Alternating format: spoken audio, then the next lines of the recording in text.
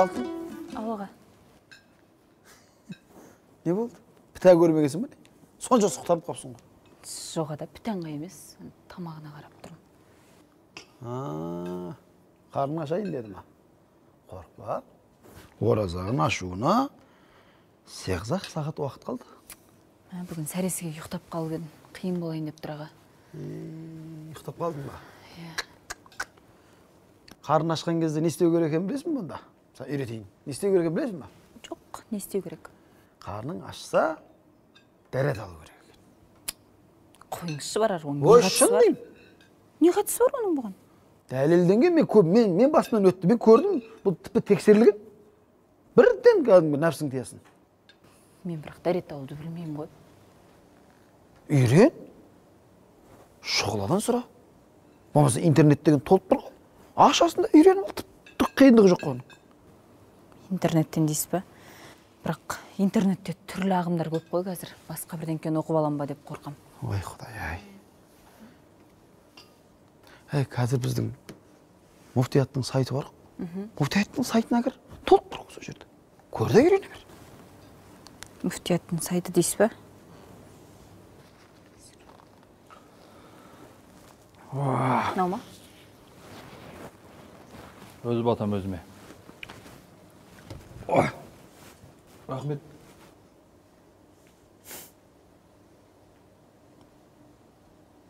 Не істеді ма?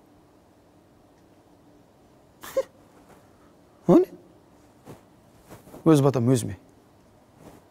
Қалай сонда? Өз батам өзіме.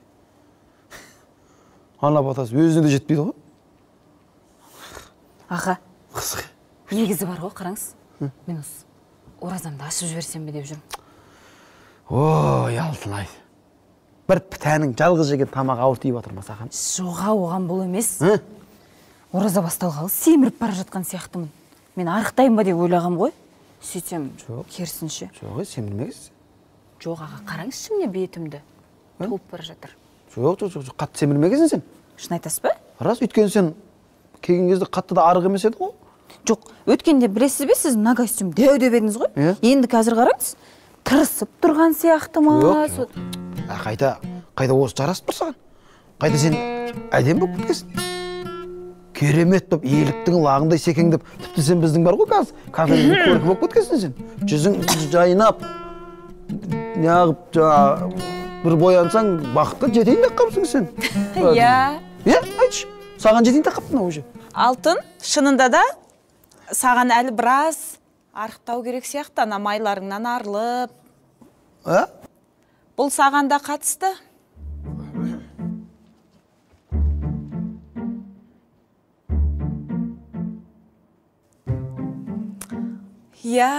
Солай де.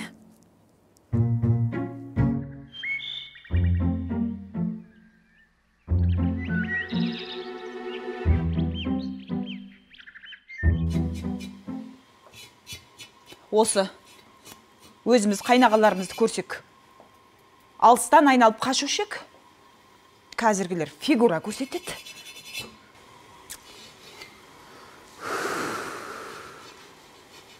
Ақыл кеңес сұрап тұрған түрі ғой енді. Ақыл кеңес сұрады. Оны тұрған не бар? Не бар оны тұрған? Молдеке, қалай ода тұрған не бар? Сонда не бөтен адамға дене тұрқын көрсете беруге бола ма? Сонда? Енді біріншіден ол бөтен адам емес ол. Сосын бөтенемен қараған жоқпыз ғой. Сұрады, айттық қой. Енді бөтенемен оймай айтқан жоқ. Шынымен де бүйтіп кетіп бара тұр.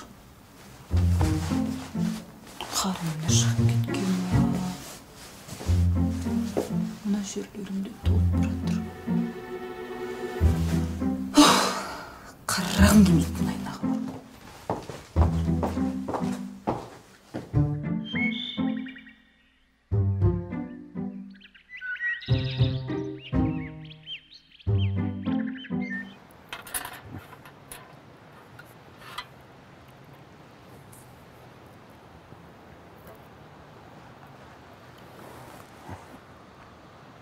О, адамдар келді.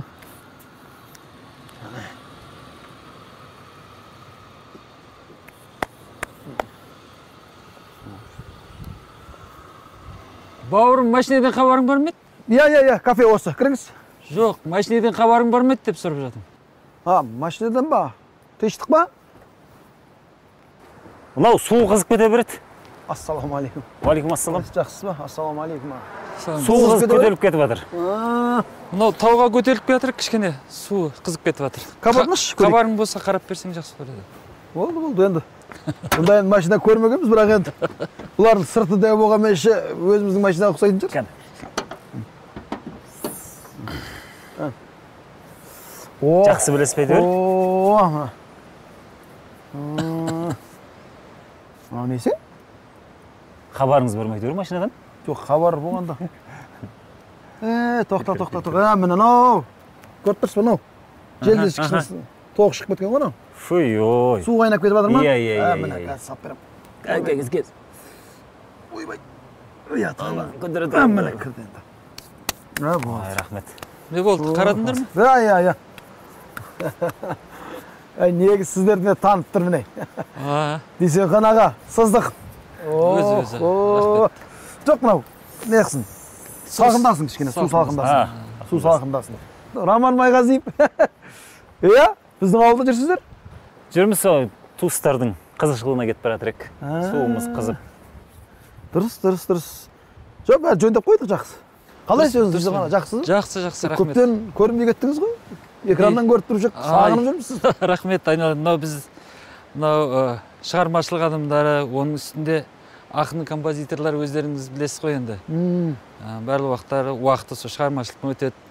Той-томалақ, концертпен жүретін уақыт бар, тар. Сондықтан анда-санда көрінетін уақытымыз бар. Бүгін енді Роман бір той қалып бара жатыр. Тойлайық деп бара жатырмыз. Тойлатып кетіп бара жатырмыз. Дұрыс, Роман өзің қаяқ жүрсіңдер? Өзіміз қазір дома-жор тоқтады. Тоқтатқанбыз өзіміздің келісімімізбен. Жоқ, қазір дома-жор жоқ. Бәріміз де жекеміз. Құдайға шүкір, әлде де барсыңдар ма, тілсіңдер ма? Сахнадамыз. Ана бір түріктермен соттасып жүр деп еді. Сотталып кеткен жоқсыңдар ма әйтеуір? Жоқ. Бәріміз аман есенбіз. Тыныш ба? Тыныш. Сол пиар-ау деймін я? Мен кейін ойлаймын, сол пиар-ау сол деп ше. Қазір жұрттың бәрі сондай құмар болды ғой пиар. Сендер өздерің ондай қандайсыңдар пиарға? Бір телеарнаның, бір кісілердің ұсынысымен сондай бір пиар болды. Қара пиар дейді ғой енді. Бәріміз. Дұрыс. Сондай қауесет таратып жібереді да? Сондай әдемі болды ғой ондай уақытсыз. Ондай сіздердің уақыттарыңызда бар ма еді? Енді біздің уақытта ондай болған жоқ. Себебі біздің өнерпаздарымыз да санаулы болды ма, әйтеуір жалпы шоу-бизнестің әлі келе қоймаған заманы ғой. Сондықтан да жалпы халық біздің өнерде, сахнада жүрген азаматтардың бәрін түгел танитын еді. Қазір енді Құдайға шүкір, жоқтан бар жақсы, әншілеріміз де көп, сазгерлеріміз де көп. Барға шүкір дейміз. Барға шүкір. Бірақ ана баяғыда 90-шы жылдары ойбай ана пәленжені атып кетті, пәленжені үйтіп кетті деп қауесетке болып жататын. Сол кездің сол қара пиар-ау сол да. Енді оны басқаша түсінуге болады. Жалпылама ондай пікірлер болды, ондай дүниелер болды. Негізі біздің өнерде ондай шаруалар болған жоқ. Сондықтан шатастырып алмағанымыз дұрыс. Жалпы өнерде қара пиар біздің кезімізде болған жоқ. Онда не тұрсыз? Жүріңіз ішке кірейік, шай, тамақ ішейік, нан ауыз тиіңіздер.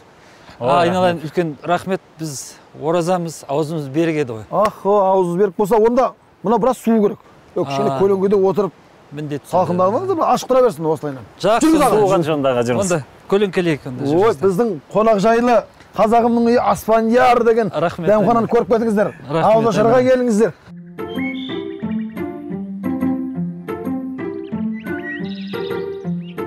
Керемет екен мына қазақи, әдемі жасалған екен. Бәрі сәтті болсын, оңды болсын.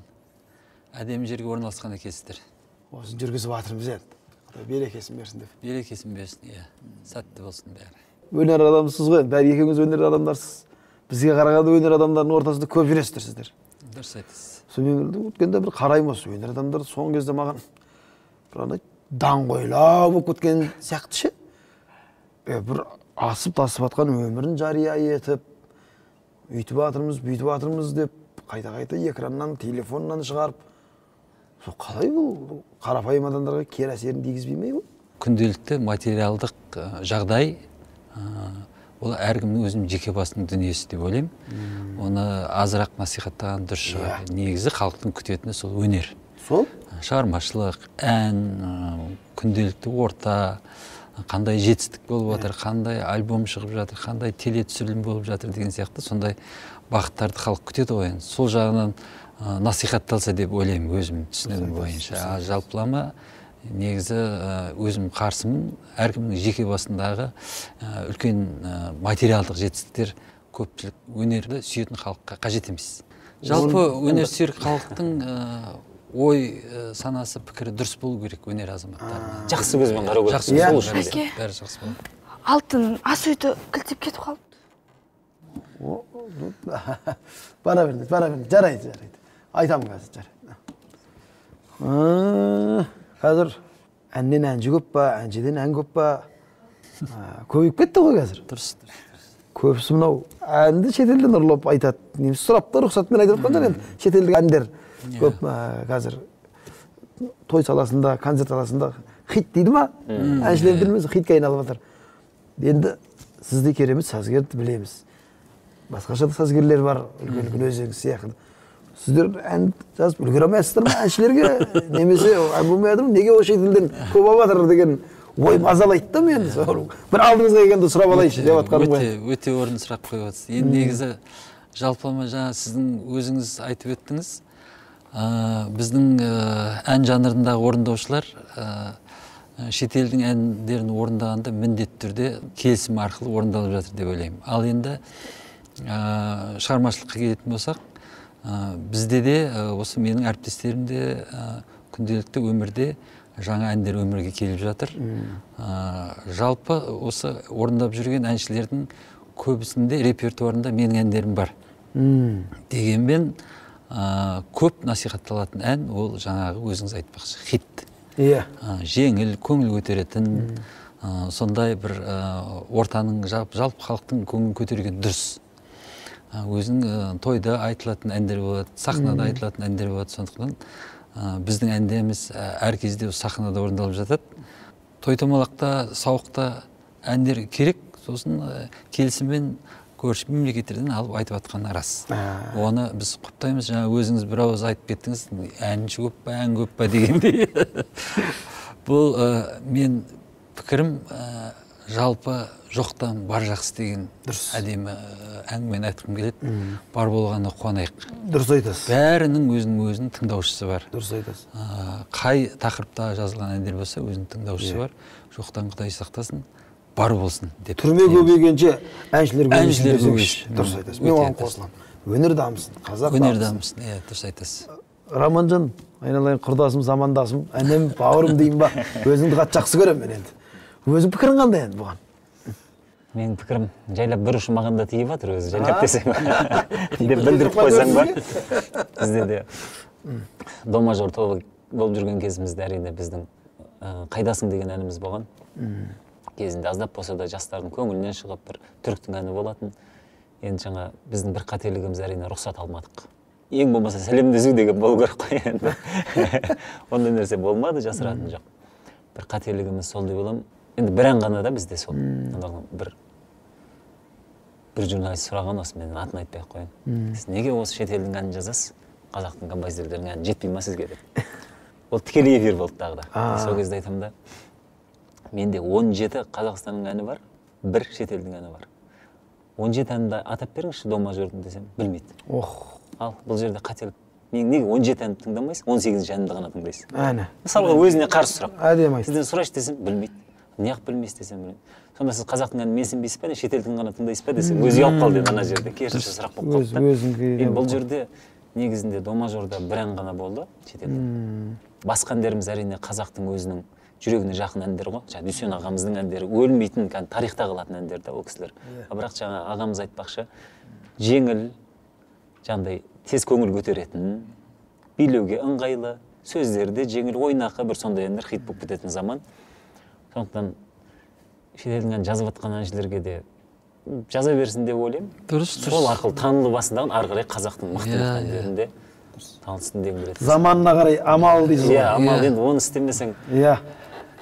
Ал енді біраз уақыт отырдық, мынау көлеңкелетіп көңіліңізге үлкен рахмет. Біздің машинамызда суып қалған шығар. Суыда. Рұқсат болса, мынау кәсібіңізге береке берсін. Жақсы күндеріңіз көп болсын, ел аман, жұрт тыныш болсын дегім келеді. Жақсы күндерде жолығайық, амандық болсын. Рұқсат болса. Ой, рұқсат Алладан. Ал. Қайтарда ауыз ашарда келерміз десек. Иә, өтіңіздер. Құда қаласа. Кәм жүріңіздер. Мына жақтан шығады. Жақсы, аман болыңыздар.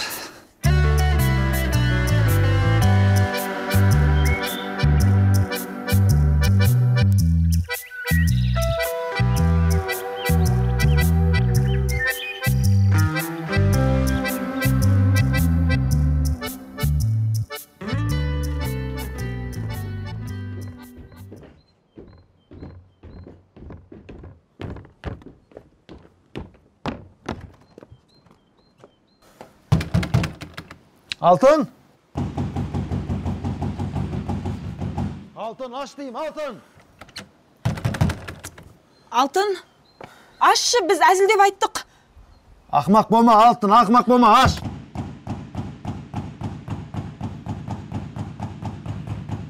Алтын! Ашсай!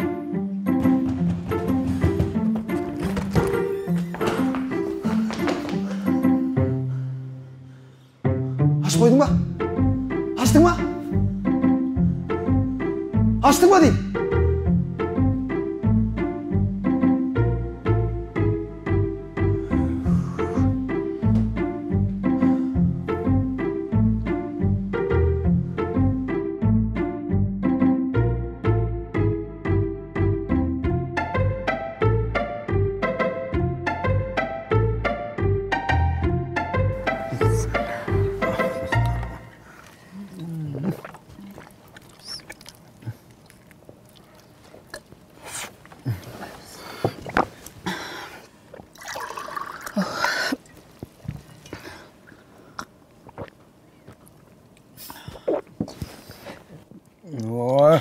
Қилап қапсың ғой, ой, алтын сөйт. Фигура үшін ұстадың де. Жоғада? Тек қана фигура үшін емес енді. Бірақ ол да бар. Негізі оразаны фигура үшін, пайда үшін емес, Алланың разылығы үшін тұту керек негізі. Солай ма папа, иә? Дұрыс айтасың. Денсаулыққа пайдалы деп ұстаған ораза болмайды. Бізге Алла тағала ниет етті, біз соған құлшылық етуіміз керек. Алла бізге неге бұйрық берді? Бізді қинау үшін ба? Жоқ, қайта бізге пайдалы болу үшін ораза ұстатып отыр. Сондықтан ниет Алла үшін болса, қалғанын Алла тағала өзі реттей береді. Дұрыс айтасың. Көп адам осы жағынан қателеседі да. Мысалы, ораза ұстап алаттағы пайдасын сразу көру керек. Осы дүниеден күтіп жүреді пайдасын. Олай емес қой. Оның пайдасын бұл дүниеден күтпеу керек. Ораза тұтқаны кейін, ораза тұтқаның жағы өзіңіз айтпақшы, сауабы бар. Екінші күнәңнің кешірілетіні бар. Одан кейін ана дүниеде таразыңның ауырлататын тағы бар. Білесіздер ме? Дұрыс айтасың. Ораза ең әуелі рухани құлшылық. Ал рухтың фигурасы ең бірінші орында тұру керек. Әлі. Түсінің бе? Фата. Фатасын кейіп болсақ.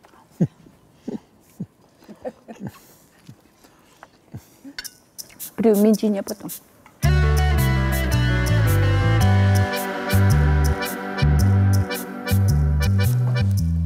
Мына морской еж арықтататынын білгенде баяғыдан ішетін едім ғой.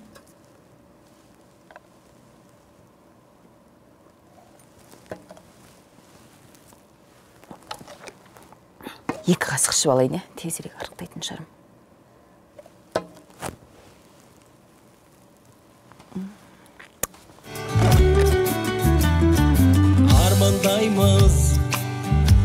ұнатты жанияның болғанын. Ақылды қарияның жолдары, байлығым екі қолдағы. Аңғармаймыз бағыңды даралайтын күшінде, барыңды бағалайтын кісінде, өз отбасыңның ішінде. Үлкен үйде жастықтың сағынылған шағы бар, қарттықтың мағыналы мәні бар.